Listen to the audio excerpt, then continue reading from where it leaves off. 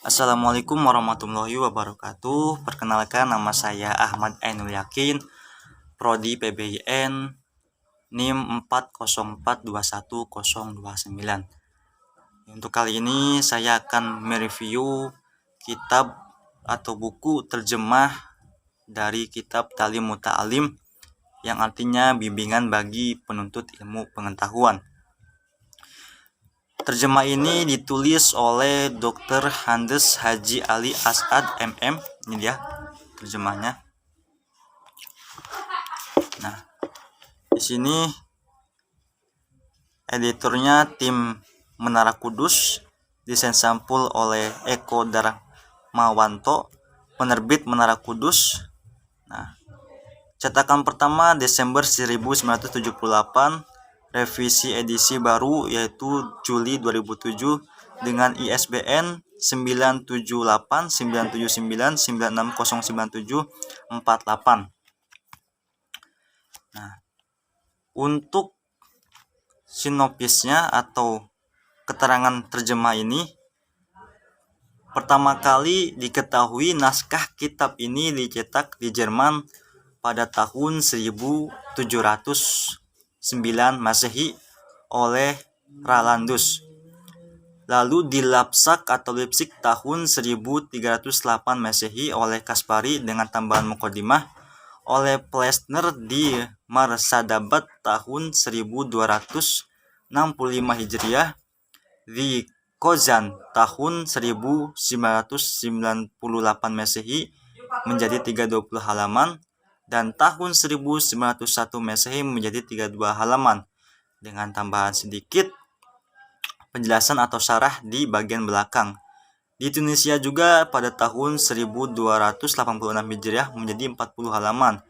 Tunisia Astana tahun 1292 Hijriah menjadi 46 halaman, dan tahun 1307 Hijriah menjadi 24 halaman. Di Mesir tahun 1300 Hijriah menjadi 40 halaman. Tahun 1307 Hijriah menjadi 52 halaman, dan juga tahun 1311 Hijriah. Dalam wujud naskah berharakat atau musyakalah, belum pernah diketahui secara pasti kapan kitab Ta'lim Muta'alim pertama kali masuk ke negeri kita, negeri Indonesia. Jika diasumsikan dibawa oleh para wali songo, maka kitab tersebut telah diajarkan di sini di Indonesia mulai abad 14 Masehi.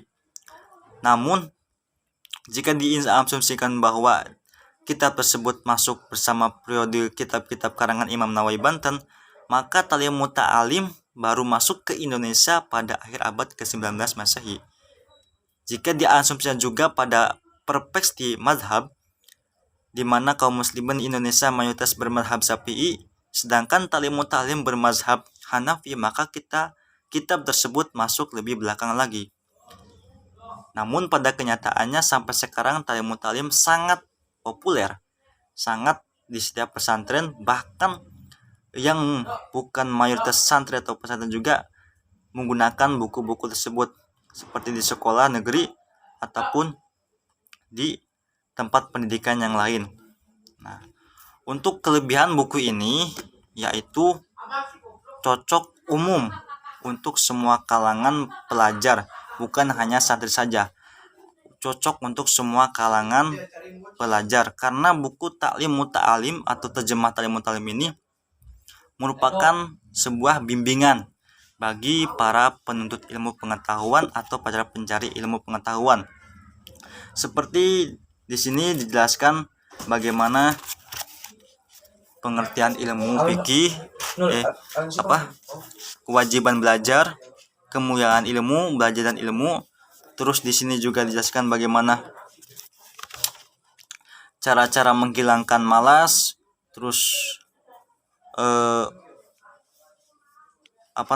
kemutlakan ilmu, penyebab malas, terus cara mengurangi makan, terus bagaimana posisi tempat duduk agar ilmu yang kita dapat bisa tersimpan. Namun kekurangan terjemah ini yaitu masih kurang relevan, atau dari segi desain juga masih kurang. Dan buku ini juga masih dari segi penomoran masih salah. Terus apa lagi ya?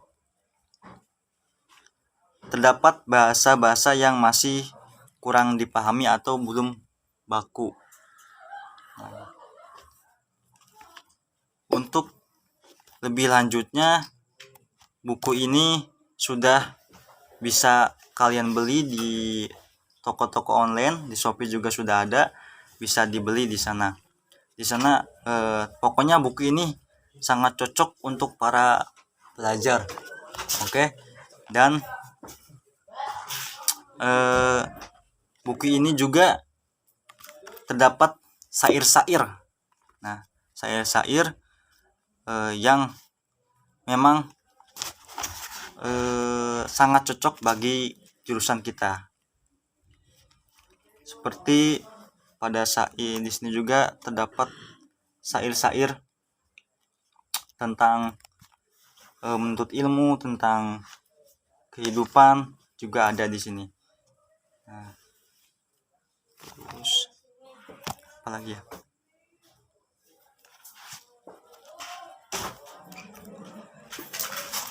Pokoknya terjemah ini itu selain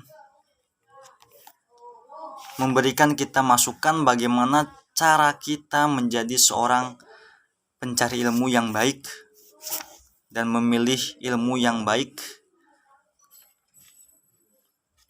Dan saya ingatkan lagi bahwasanya terjemah ini, kitab Muta'alim ini cocok untuk semua kalangan. Bukan hanya untuk santri saja, tapi untuk non-santri juga bisa mempelajari terjemah ini. Nah, di sini saya akan terdapat biografi yaitu Syekh Az-Zannusi, seorang yang mengarang kitab Ta'limut Ta'lim. Jadi yang mengarang kitabnya itu Syekh Az-Zannusi, sedangkan yang penerjemah menjadi Latin seperti ini yaitu Dr. Handes Ali As'ad MM. Nah, biografi pengarang kitab Ta'limut Ta'lim yaitu Syekh Az-Zannusi. Beliau pernah belajar kepada para ulama besar waktu itu, antara lain seperti disebut dalam Ta'limut Ta'lim bahwasanya beliau pernah belajar kepada Burhanuddin Ali bin Abu Bakar Al-Maghiyani, ulama besar bermazhab Hanafi. Yaitu selanjutnya Ruknul Islam Muhammad bin Abu Bakar, Syekh Hamad bin Ibrahim, seorang ulama al-fiqih, Syekh Fakhruddin Al-Kasyani, yaitu Abu Bakar bin Mas'ud Al-Kasyani, Syekh Fakhruddin Al-Qadli Kohan Al-Auzandi, Ruknudi Al-Fagrani yang digelar Al-Adib Al-Mukhtar, sastrawan pujangga pilihan. Melihat para guru beliau, maka Syekh Az-Zannusi adalah seorang ulama fikih bermazhab Hanafi. Namun tenang saja, walaupun kitab ini karangan bermazhab Hanafi, tapi tetap bisa digunakan untuk mayoritas kita, yaitu mazhab Syafi'i. Karangan beliau, karya-karya beliau yaitu diantaranya kitab Ta'limut Ta'lim yang sampai saat ini sering digunakan, masih digunakan. Nah, dalam keyakinan kita sebagaimana lazimnya ulama besar yang hidup pada abad ke-6 dan ke-7 Hijriah, tentu masih banyak kitab karangan yang lain. Boleh jadi manuskripnya hilang dari museum penyimpanan sebelum sempat diterbitkan atau turut dihancurkan dalam peperangan bangsa Mongol yang di abad itu juga. Nah, perjalanan kitab Ta'limut Ta'lim yaitu pertama kali diketahui naskah ini tadi saya sudah jelaskan di Jerman tahun 1709 Masehi di Ralandus. Nah, perlu dicatat juga di sini bahwasanya kitab Ta'limut Ta'lim dalam bentuk nadom itu berupa puisi atau pantun yang digubah dengan bahar roja menjadi 269 bait oleh Ustadz Ahmad Zaini, Solo, Jawa Tengah. Naskahnya pernah diterbitkan oleh Maktabah Nabaniyah Kubro, Surabaya, Jawa Timur. atas nama terbit Mustafa Babil Halabi, Mesir, di bawah Tasyi Ahmad Sa'ad Ali, seorang ulama Al-Azhar dan ketua Lajnah Tasfih. Nah, di terjemah ini juga terdapat rujukan-rujukan, seumpamanya di sini seperti makna jenggot. Jika kita lihat makna jenggot, di bawahnya juga ada rujukan. Jadi sebenarnya makna jenggot itu yaitu setiap kata sesuai kedudukan gramatikanya. Di sini juga ada. Jadi untuk memudahkan para pembaca yang terdapat istilah-istilah yang tidak paham, maka di sini juga terdapat rujukan-rujukannya. Di sini nih di bawah keterangan. Mungkin itu saja review buku non fiksi yang saya sampaikan.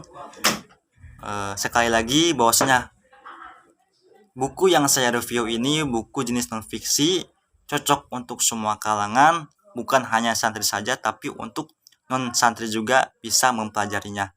Sekian dari saya, wassalamualaikum warahmatullahi wabarakatuh.